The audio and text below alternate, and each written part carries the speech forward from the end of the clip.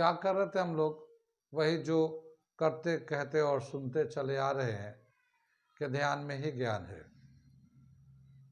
ध्यान में ही ज्ञान है।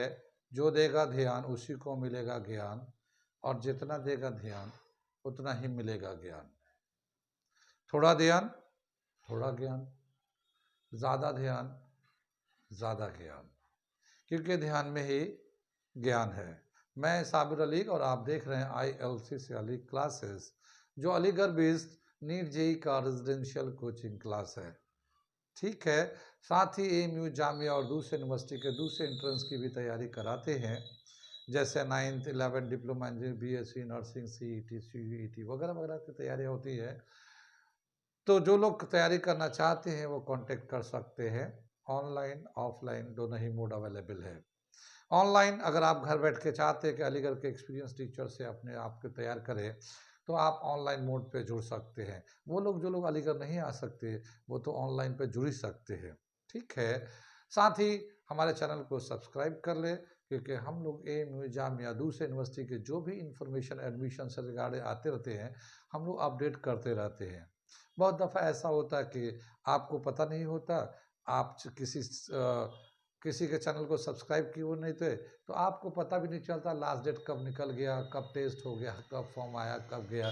तो इसकी वजह से क्या होता है कि आप बाद में जब लास्ट डेट निकल जाता है तो आपको खबर करते हैं, पूछते हैं कि भाई लास्ट डेट फॉर्म कब आएगा, क्या होगा। पता ही यहाँ चला कि यहाँ तो फॉर्म वॉर्म भर के लास्ट डेट कब का निकल चुका है, फिर आपका साल चला जाता है। तो अगर आप सब्सक्राइब करेंगे तो कोई खर्चा तो है नहीं कि आपको घर से कुछ जा रहा है। हाँ, लेकिन आप अपने आप को अपडेट रख सकते हैं। यूनिवर्सिटी के सारे इन्फॉर्मेशन आपको ऑटोमेटिकली आते रहेंगे। तो आप हमारे चैनल को सब्सक्राइब कर लें। ठीक, हम लोग कर रहे थे physics class 11 system of particle and rotational motion chapter चल रहा था, और इसके हम लोग न्यूमेरिकल कर रहे थे। तो बहुत सारे न्यूमेरिकल तो कर लिया हम लोगों ने। आगे हम लोग ये एक न्यूमेरिकल लिखा, मैं इसको पढ़ता हूँ, समझाता हूँ, करके दिखाता हूँ क्या है ये। A solid sphere is rolling on a frictionless plane surface about its axis of symmetry.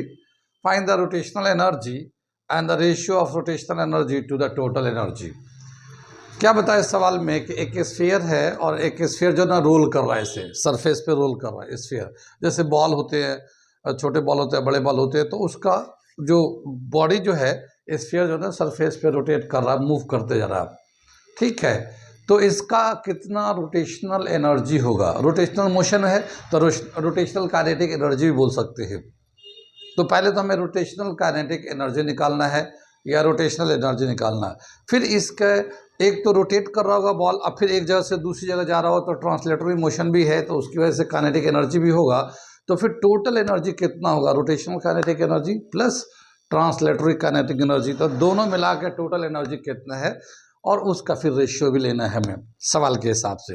ठीक है, आगे सवाल समझ में आगे चलते हम लोग करते हैं सोल्यूशन इसका। करते हैं हम लोग, क्या दे रखा है ये दे रखा है इसका, ये स्फीयर है। हम फिगर बना के देख लेते हैं, एक फिगर बनाते हैं हम लोग। ये है, और ये जो बॉल है ऐसे रोल करते हुए आगे की तरफ जा रहा है, रोल करते हुए आगे। इसका जो मोमेंट ऑफ इनर्शिया होगा, स्फीयर का मोमेंट ऑफ इनर्शिया का फॉर्मूला तो जानते ही है। Moment of inertia of sphere along the symmetry, moment of inertia of sphere about its symmetry is equal to 2/5 mr²। तो हम लोग जानते हैं, ये याद तो होगा। ये आई का वैल्यू हो गया। मोमेंट ऑफ इनर्शिया आई से हम लोग दिखा देते हैं। ठीक है, ये आई हो गया 2/5 mr²। अगर हम लोग rotational energy, rotational kinetic energy निकालेंगे, तो रोटेशनल एनर्जी लिखे या फिर रोटेशनल काइनेटिक एनर्जी लिखे हम लोग, बात बराबर है। रोटेशनल काइनेटिक एनर्जी ये आ जाएगा 12I ω²। ठीक है, लेकिन ये ओमेगा जो है इसमें दिया हुआ नहीं है। बॉडी स्ट्रेट लाइन में मूव कर रहा है, आगे की तरफ मूव कर रहा है, तो उसकी जो ओमेगा और लीनियर वेलोसिटी, एंगुलर वेलोसिटी और लीनियर वेलोसिटी का जो रिलेशन होता है हम लोगों ने कर रखा है ये v is equal to R omega, ठीक है। तो omega is equal to v अपन आर लिख सकते हैं हम लोग, ठीक है। तो हम लोग ओमेगा को हम लोग चेंज कर देंगे इसको बाद में।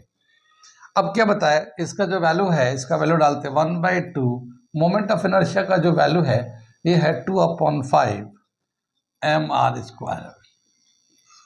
और फिर ओमेगा का जो वैल्यू है v/r का स्क्वायर कर लेते हैं। ये r हम कैपिटल आर लेते हैं क्योंकि यहाँ पे रेडियस कैपिटल लिया, तो हम इसको कर लेते हैं, स्क्वायर कर दिया। यहाँ से देखिए ये क्या होगा, ये इसको स्क्वायर करेंगे तो ये 1/2 2/5 mr², और ये v²/r²। r² से r² कैंसिल होगा, 2 से 2 कैंसिल हो जाएगा, तो ये आ जाएगा 1/5 mr²। ये हमारा आ जाएगा rotational kinetic energy, rotational energy और रोटेशनल काइनेटिक एनर्जी, ठीक है, 1/5 mr²। हम लोग किसी भी बॉडी का जो ओमेगा है, ओमेगा का लीनियर वेलोसिटी v के टर्म में चेंज कर सकते, ओमेगा को हटा के v/r लिख सकते हैं और लीनियर वेलोसिटी के टर्म में कर देंगे, उसको चेंज कर सकते हैं हम लोग। तो ये हो गया rotational kinetic energy of A sphere, ठीक।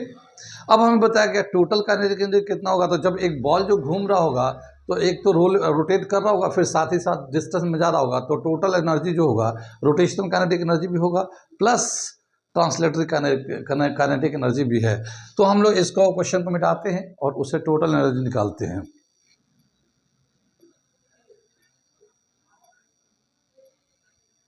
Total energy is equal to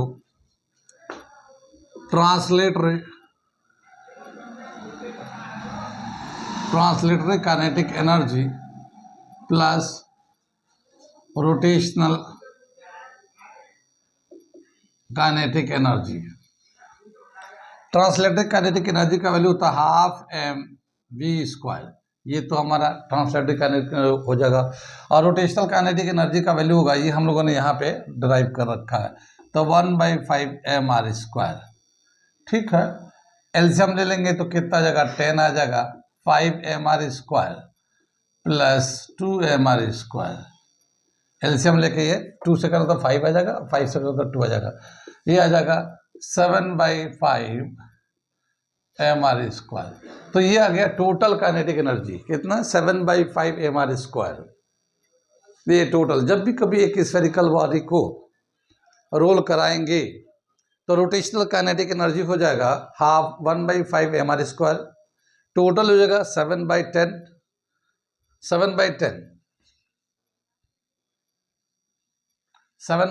mr², ठीक है ना।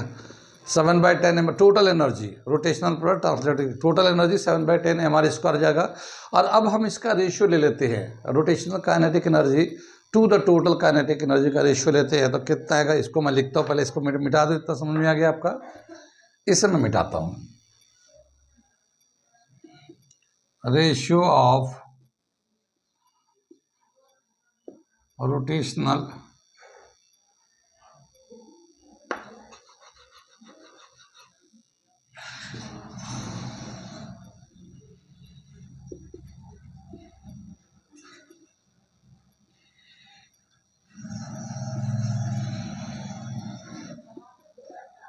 ऊपर में आ जाएगा rotational kinetic energy upon total kinetic energy. Rotational kinetic energy 1/5 mr² आ जाएगा ये, और ये 7/10 mr² आ जाएगा। mr² mr² दोनों से कैंसिल हो जाएगा, और इसको रेसिप्रोकल करके लिख देंगे हम लोग, तो क्या हो जाएगा 1/5, और ये 10/5 आ जाएगा, 10/7 आ गया, ये 10 ऊपर चला जाएगा, 5 से कैंसिल कर 2 आ जाएगा, तो 2/7, ठीक है। तो ये हमारा रेशियो आ जाएगा 2:7। ये हमारा इस स्फीयर का rotational kinetic energy and total kinetic energy का रेशियो हो जाएगा। ये सब मतलब एक जनरलाइज फार्मूला है, इसमें कोई वैल्यू नहीं है, एक जनरल फार्मूला बना दिया गया। 1/4 mr² rotational kinetic energy, 7/10 mr² total kinetic energy, और ये 2:7 रेशियो लेंगे रोटेशनल प्लस काइनेटिक का लेंगे। तो अगर ट्रांसलेटरी अपन लेना चाहे तो ट्रांसलेटरी काइनेटिक एनर्जी अपन टोटल काइनेटिक एनर्जी, अगर उसका लेना चाहे तो मैं उसको ही बता देता हूँ, ठीक है ना। ये हो गया हमारा।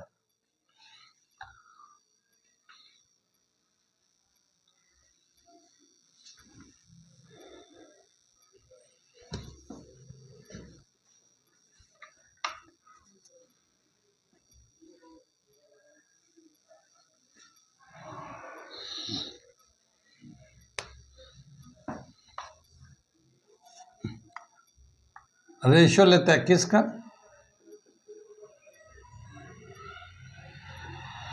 ट्रांसलेटरी काइनेटिक एनर्जी अपन टोटल काइनेटिक एनर्जी, इसका भी हम लोग ले सकते हैं। तो ट्रांसलेटरी जो था ना 1/2 था, 1/2 mr², क्या होता 1/2 mr² था ये, और टोटल था 7/10 mr²। ठीक है, इसको mr² इसको कैंसिल करता, 1/2 × 10/7, 2 से काट दो 5:7, ये आ जाएगा 5:7।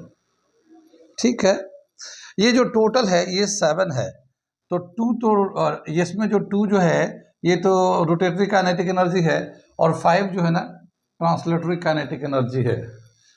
बस मेरी, जैसे यहाँ पे जो था ये rotatory kinetic energy, translatory kinetic energy, तो इसमें कौन सा एनर्जी ज़्यादा है, ट्रांसलेटरी काइनेटिक एनर्जी ज़्यादा है या रोटेटरी काइनेटिक एनर्जी ज़्यादा है। ट्रांसलेटरी में 1/2 mv² है, और रोटेटरी काइनेटिक एनर्जी 1/5 mr² है, तो कौन ज़्यादा है, ट्रांसलेटरी ज़्यादा है या रोटेटरी ज़्यादा है। ट्रांसलेटरी काइनेटिक एनर्जी ज़्यादा है इसमें।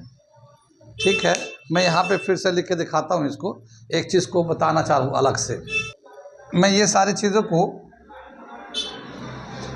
जब एक स्फीयर को रूल करते हैं तो जो एनर्जी से रिलेटेड जो बातें वो मैं बता देता हूँ। देखिए, रोटेटरी काइनेटिक एनर्जी है 1/5 mr², ट्रांसलेटरी काइनेटिक एनर्जी है 1/2 mr² है। तो ये देखिए यहाँ पे जो है ना 1/5 है, 1/5 कब करेंगे ना तो 20% हो जाएगा। 1/5 20%, परसेंट में कन्वर्ट करेंगे तो 20% रोटेटरी काइनेटिक एनर्जी है, और 1/2 50% जो है ना, 1/2 का मतलब 50% जो है ट्रांसलेटरी काइनेटिक एनर्जी है। टोटल 7/10 है, टोटल एनर्जी जो होगा 7/10। ठीक है, और उसमें रेशियो लेंगे रोटेटरी अपन total kinetic energy, rotatory kinetic energy total का तो 2/7 आएगा, और ट्रांसलेटरी काइनेटिक टोटल एनर्जी का लेंगे तो 5/7 आएगा ये। तो ये दे रखा, सारे पॉइंट्स एक साथ हमने समराइज करके लिख दिया। ठीक, नोट कर लीजिए इसे, अगला क्वेश्चन मैं कराने जा रहा हूँ। ये दे रखा हमारा अगला क्वेश्चन, क्या दे रखा मैं पढ़ता हूँ, समझाता हूँ, फिर करके दिखाता हूँ। A solid cylinder rolled down an inclined plane, its mass is 2 kg and radius is 0.1 meter. If the height of the inclined plane is 4 meter, what is its rotational kinetic energy when it reaches the foot of the plane? यानी एक cylinder है, उसका मास 2 kg का, उसका radius 0.1 metre है, एक height से incline plane पे उसे रोल करके छोड़ा गया, और रोल करते करते करते करते करते करते नीचे जाता है। तो जब नीचे पहुंचता है तो उस वक्त उसका रोटेशनल काइनेटिक एनर्जी कितना है ये बताना है। ठीक है, रोटेशनल काइनेटिक एनर्जी, इसको हम लोग ट्राई करते एक फिगर बना के समझने के लिए। ठीक है,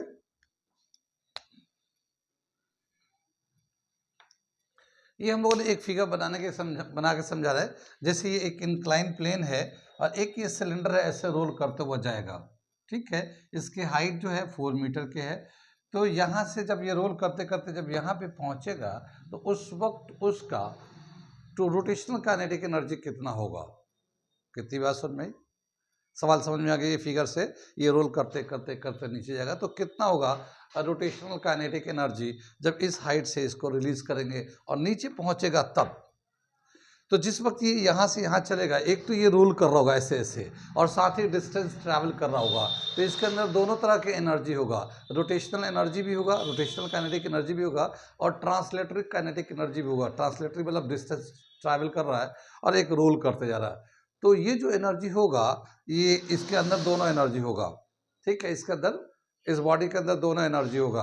और जो यहाँ से यहाँ तक जाएगा तो ये हाइट जो है ना इतना 4 मीटर नीचे आया है, तो जो यहाँ से यहाँ तक आएगा वही एनर्जी इसमें चेंज हुआ, यानी कि जो पोटेंशियल एनर्जी था सर्टेन हाइट पे होने की वजह से जो पोटेंशियल एनर्जी था वही चेंज हुआ है दूसरे एनर्जी में, चाहे वो रोटेशनल काइनेटिक एनर्जी था या ट्रांसलेटरी काइनेटिक एनर्जी था, वो दोनों में चेंज हुआ है। तो यहाँ पे क्या देखेंगे हम लोग, सोल्यूशन करने जा रहे हैं, इसको सॉल्व कर रहे हैं। when the body when the cylinder reaches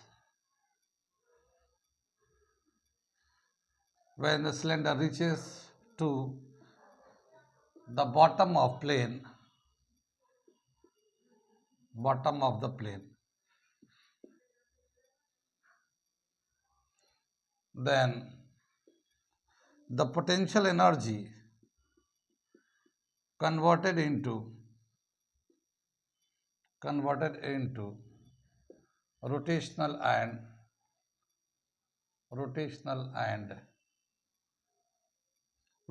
kinetic energy, rotational and translatory kinetic energy,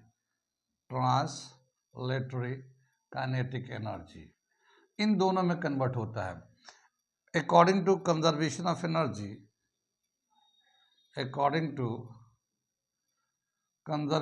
energy क्या हो जाएगा इसका, हाफ mv², ये तो हमारा ट्रांसलेटरी काइनेटिक एनर्जी होगा, ठीक है। या इसको हम ऐसे नहीं करते, इसको इस तरह से लिखते हैं,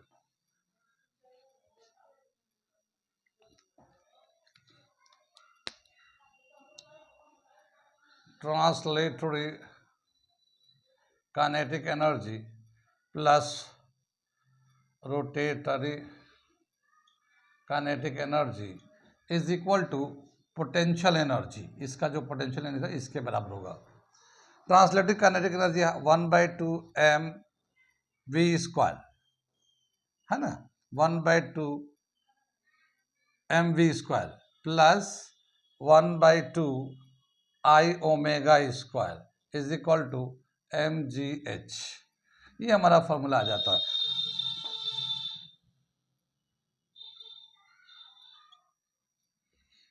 ये जो है ना half translatory kinetic half mv², 1/2 I⍵², ये रोटेटरी काइनेटिक है, ये mgh है।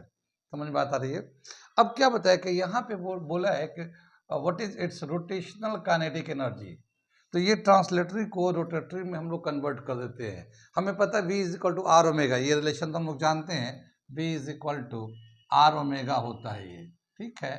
तो हम लोग इस v को आर ओमेगा में चेंज कर देते हैं इसको, फिर इसके बाद यहाँ लिखते हैं हम लोग क्या आएगा ये, तो यहाँ पे आ जाएगा हमारा 1/2 m r⍵², ये v² पे था ना, v² था तो हमने r⍵² कर दिया, और ये हमारा ऐसे ही रहेगा 1/2 I जो है ना, ये सिलेंडर जो है ना इस एक्सिस के अलॉन्ग जब रोटेट करता है तो इसका मोमेंट ऑफ इनर्शिया होता है 1/2 mr², याद है हम लोगों ने ड्राइव कर रखा है।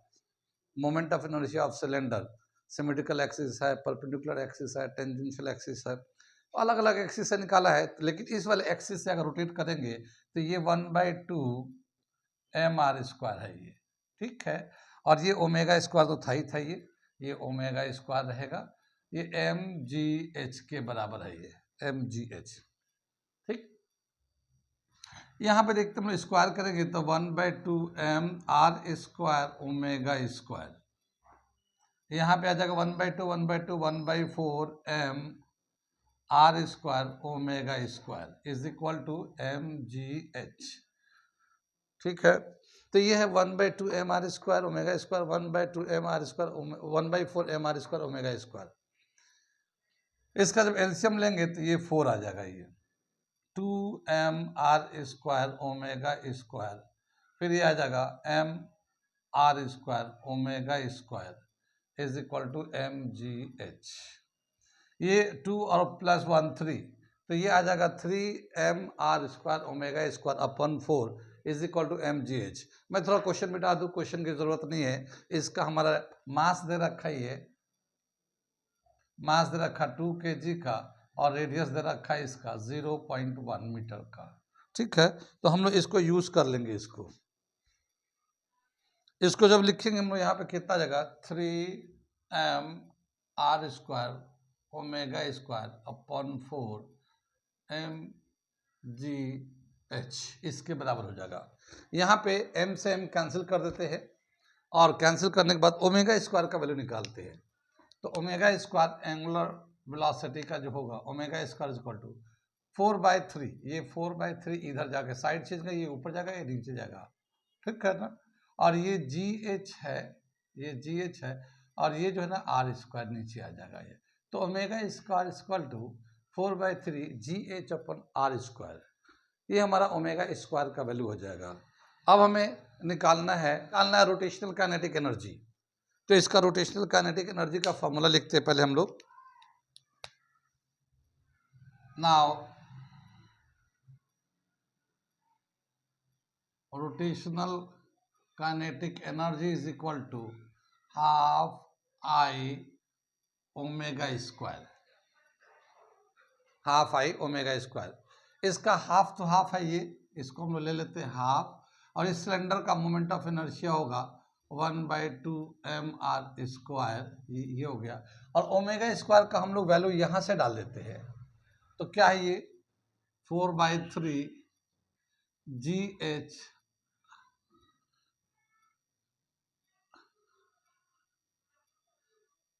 GH upon r², 4/3 GH upon r², हम लोग ओमेगा स्क्वायर का वैल्यू डाल दिया। ठीक, इसको और सिंप्लीफाई करेंगे तो हम लोग को क्या मिलेगा, ये 1/4, ये देखिए 1/2 मल्टी 1/4 mr², और ये है 4/3 GH अपॉन r²। तो ये r² से ये r² कैंसिल हो जाएगा, ये 4 से ये 4 कैंसिल हो जाएगा। ठीक है ना, और अब हमारे पास आएगा रोटेशनल काइनेटिक एनर्जी का रिलेशन लास्ट में। रोटेशनल काइनेटिक एनर्जी देखिए mgh अपॉन 3, ये हमारा रोटेशनल काइनेटिक एनर्जी का फॉर्मूला आ गया। अगर एक सिलेंडर को ऊपर से नीचे की तरफ रोल करते हैं तो क्या दे रखा है कि जितना पोटेंशियल एनर्जी यहाँ था, ये पूरा यहाँ से यहाँ तक है, उसका 1/3 पार्ट रोटेशनल काइनेटिक एनर्जी है। क्या है ये 1/3 mgh। ठीक है, यानी जब ये यहाँ से यहाँ पहुँचेगा तो जितना ये पोटेंशियल एनर्जी था उसका 1/3 पार्ट, 1/3 पार्ट जो ना रोटेशनल काइनेटिक एनर्जी हो जाएगा। जितना ये पोटेंशियल एनर्जी था उस पोटेंशियल एनर्जी का 1/3 रोटेशनल काइनेटिक एनर्जी होगा, और 2/3 ट्रांसलेटरी काइनेटिक एनर्जी का होगा, क्योंकि ट्रांसलेटरी काइनेटिक एनर्जी ज़्यादा होता है। स्फीयर का भी पिछला क्वेश्चन में हमने किया था, वहाँ पे भी ज़्यादा था। तो यहाँ पे क्या है 1/3 of potential kinetic energy and 2/3 of translatory kinetic energy. ये समझ में बात आ गई। ये रोल करके आया तो इस सिलेंडर का दे रखा। अगर कोई दूसरा वैल्यू, कोई दूसरा बॉडी दिया होगा, जैसे स्फीयर को अगर रोल करेंगे तो जाहिर है यहाँ पे rotational kinetic translatory kinetic half mv² होगा, और रोटेशनल काइनेटिक एनर्जी निकालेंगे तो ओमेगा का वैल्यू बदलेगा, सॉरी मोमेंट ऑफ इनर्शिया का वैल्यू स्फीयर में बदल जाएगा। ठीक है, तो इसी तरह से अलग अलग बॉडी को अगर रोल करते हम लोग, जैसे रिंग को रोल करेंगे तो यहाँ पे मोमेंट ऑफ इनर्शिया बदल जाएगा, डिस्क को रोल करेंगे तो मोमेंट ऑफ इनर्शिया बदल जाएगा। तो यहाँ पे जो वैल्यू आएगा वो अलग आएगा mgh के। फिर यहाँ से ओमेगा का वैल्यू निकाल के और रोटेशनल काइनेटिक एनर्जी या ट्रांसलेटरी काइनेटिक एनर्जी निकाल सकते हैं। इस क्वेश्चन में हमें सिर्फ बोला है कि रोटेशनल काइनेटिक एनर्जी बताइए कितना होगा, 1/3 ऑफ पोटेंशियल एनर्जी। मैं यहाँ पे इसको ऐसे लिख देता हूँ, अगर सिलेंडर रोल कर रहा है तो 1/3 of potential energy mgh potential energy. अगर सिलेंडर रोल करा, क्योंकि उसमें क्या होता है मोमेंट ऑफ इनर्शिया जो है ना, ये इसका वैल्यू बदलते रहता है अलग अलग शेप के लिए। जैसे मान लो ये तो सिलेंडर है, एक रॉड को रोल कराते, एक रिंग को रोल कराते, एक डिस्क को रोल कराते, तो चाहे तो आप सब किसी का वैल्यू ले सकते हैं, डिस्क को, रिंग को, लेकिन अब ये ना किस एक्सिस के अलॉन्ग उसे रोटेट करा रहे हैं, ये भी एक बहुत इंपॉर्टेंट पार्ट है। अगर स्फीयर को अगर कराते हैं तो स्फीयर तो टेंजेंट के अलॉन्ग घूमेगा ऐसे ऐसे। ठीक है, तो यहाँ पे जो मोमेंट ऑफ इनर्शिया यहाँ डालेंगे और डालने के बाद ये वाला वैल्यू जो है ना थोड़ा अलग आएगा ओमेगा निकाल के, ठीक। यहाँ पे देखिए रोटेशनल काइनेटिक, सवाल के हिसाब से रोटेशनल काइनेटिक 1/3 पोटेंशियल एनर्जी के बराबर है। अगर हम ट्रांसलेटरी काइनेटिक एनर्जी लिखना चाहें तो मैं लिख सकता हूँ, यहाँ मैं इसको मिटा दे रहा हूँ मैं, ट्रांसलेटरी काइनेटिक एनर्जी। इसमें जो ट्रांसलेटरी काइनेटिक एनर्जी हो जाएगा हमारा ट्रांसलेटरी काइनेटिक एनर्जी, ये 2/3 पोटेंशियल एनर्जी के बराबर होगा। ये 2/3 हम लोग mgh भी लिख सकते हैं इस तरह से। कितनी बात सुनिए। अब यहाँ पे क्या है कि हमें वैल्यू निकाल के इस पे बता देना पोटेंशियल एनर्जी कितना होगा। तो मैं ये वाला क्वेश्चन कर देता हूँ कंप्लीट, क्योंकि इसका मास दे रखा, हाइट दे रखा, जी दे रखा, हाइट 4 दे रखा, मास 2 kg दे रखा है, ठीक है। यहाँ पे रेडियस की कोई ज़रूरत है नहीं, यानी ये जो रोटेशनल काइनेटिक एनर्जी है सिलेंडर का रेडियस के कोई मतलब नहीं है। सिलेंडर पतला होगा तब भी इतना ही होगा, मोटा होगा तब भी उतना ही होगा, 1/3 ऑफ पोटेंशियल एनर्जी होगा, ठीक है। तो यहाँ पे रोटेशनल काइनेटिक एनर्जी का वैल्यू हम ये डाल के इसको कैलकुलेट कर दे रहे हैं। 1/3 मास दे रखा है 2, ये जी में मास दे रखा 2, जी ले लेते हैं 10, हाइट दे रखा 4, हाइट दे रखा 4, तो क्या आ जाएगा ये 2 4 8 80/3 जूल आ जाएगा ये, ठीक है ना, 80/3 जूल आ जाएगा ये। ट्रांसलेटरी काइनेटिक एनर्जी बोलता तो हम उसको भी निकाल देते। अगर हम इसको रेशियो लेना चाहते हैं, रेशियो लेना चाहते हैं translatory kinetic energy to the total kinetic energy या पोटेंशियल एनर्जी, तो इसको भी ले सकते हैं हम लोग यहाँ पे, ठीक है। कुल मिला के यहाँ समझ में आया कि एक सिलेंडर जो है जब ऊपर से रोल करेंगे तो जब नीचे जाएगा तो उसका डायमीटर रेडियस पे कुछ डिपेंड नहीं करता, सिर्फ मास पे डिपेंड करता है। और जितना इसका पोटेंशियल एनर्जी यहाँ होगा उसका रोटेटरी काइनेटिक एनर्जी जो है ना 1/3 ऑफ पोटेंशियल एनर्जी होगा, और 2/3 of potential energy, translatory kinetic energy जो होगा वो 2/3 होगा। ये दे रखा रिलेशन, इसे याद रखिएगा। और अगर दूसरा जैसे डिस्क है, अगर निकालना चाहते हैं तो डिस्क का आप लोग यहाँ पे खाली वैल्यू बदलते रहना है।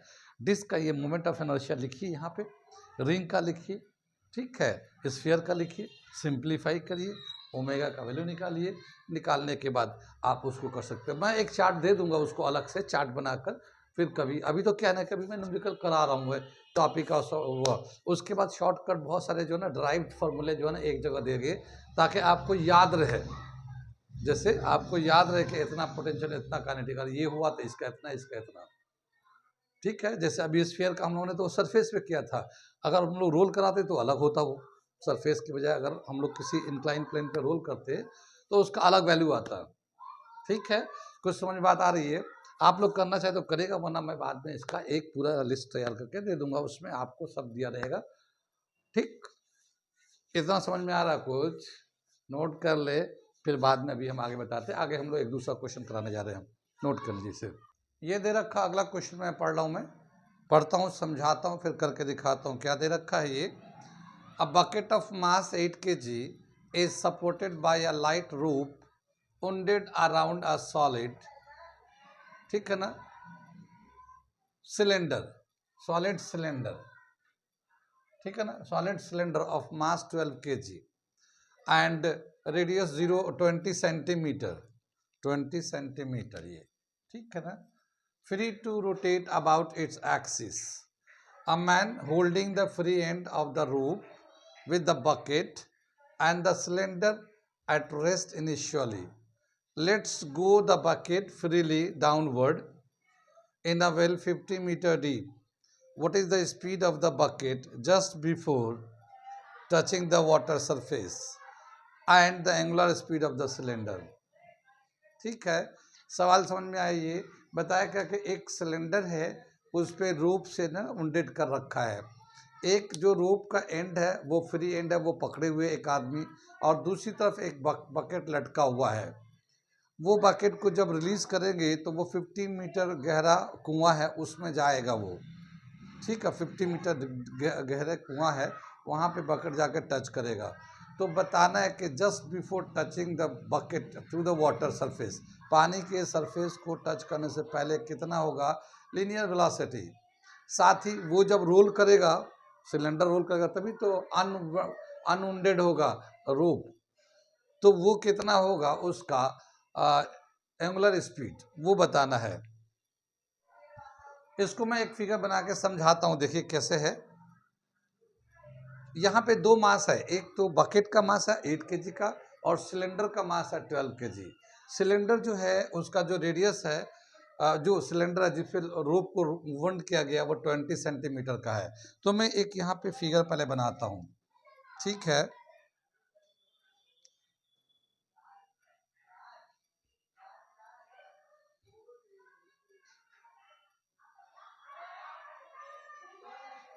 ये हमारा सिलेंडर है और इसके ऊपर जो है रोप से वुंड कर रखा है उनके ऐसे,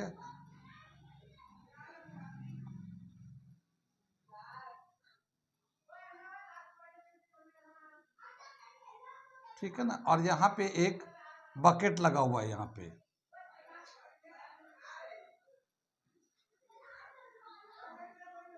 ये बकेट लगा हुआ है, ठीक। यहाँ जो है ना एक कुआं है, ये डीप वेल है ये यहाँ पे इस तरह से, और यहाँ पे जो है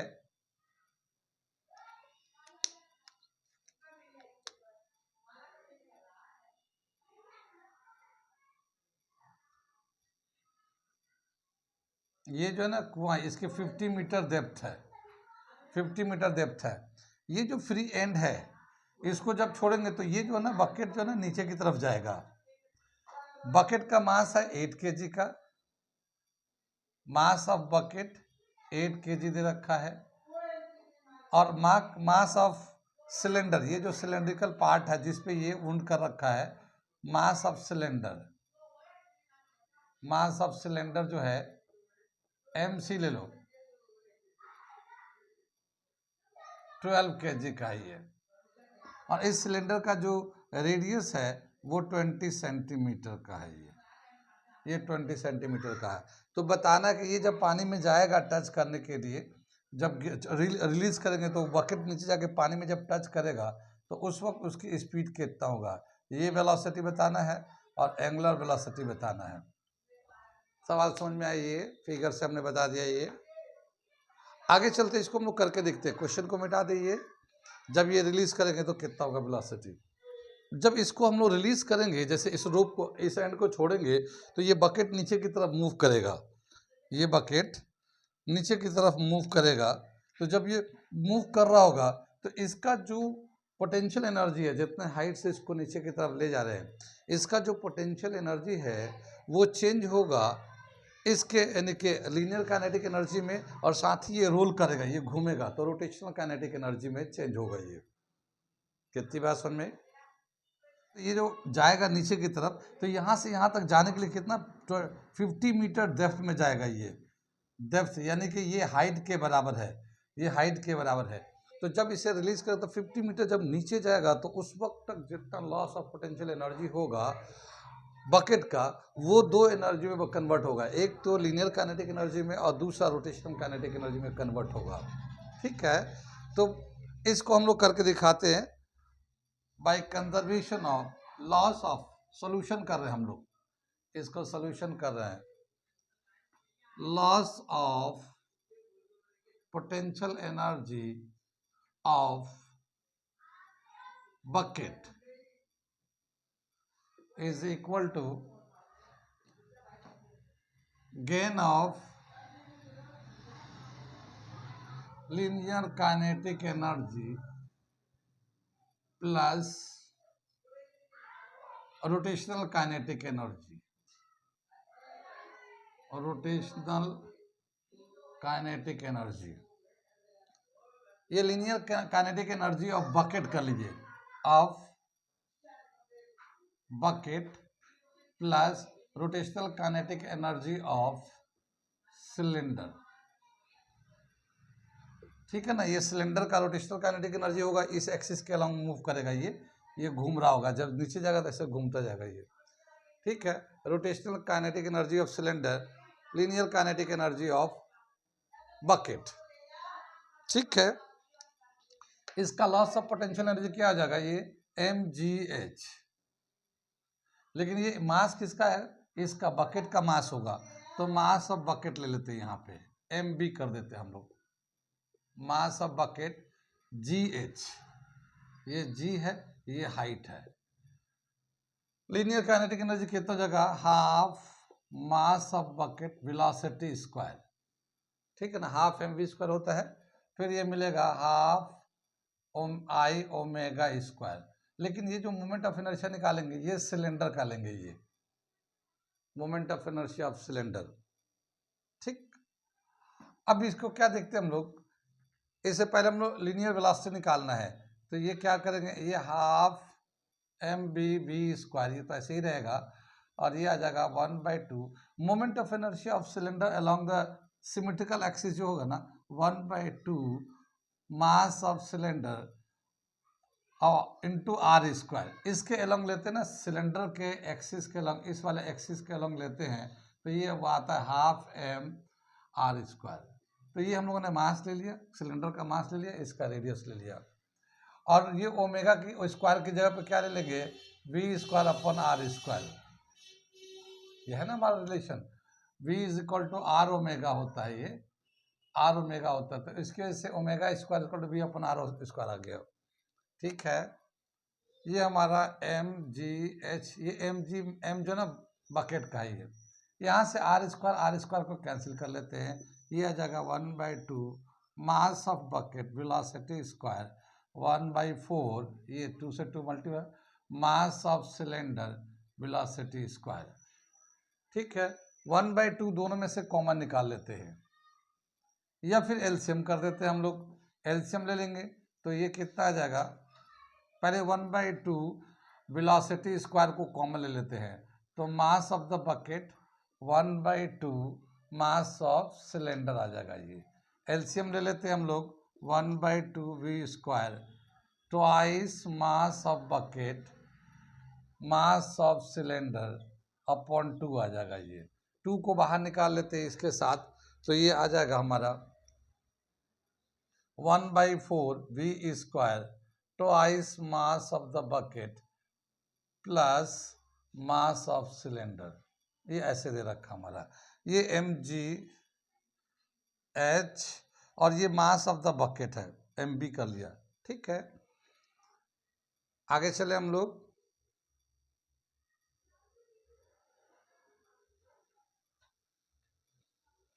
अब हम लोग वेलोसिटी निकालते हैं, हम लोग वेलोसिटी निकालने जा रहे हैं, वी स्क्वायर का वैल्यू निकालेंगे, तो कैसे करेंगे हम लोग वी स्क्वायर, इधर से मैं थोड़ा सा मिटाता हूँ, ठीक है ना,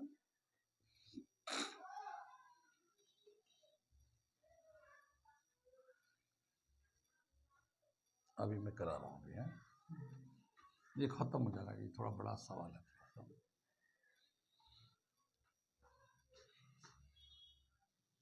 ये देखिए वी स्क्वायर है तो 4 तो पहले इधर करते हैं, इन दोनों को इसके पीछे ले आते हैं, तो क्या आ जाएगा, V square is equal to 4 mass of bucket G H upon twice mass of bucket plus mass of cylinder, ये हमारा आ गया वी स्क्वायर का वैल्यू, वी स्क्वायर।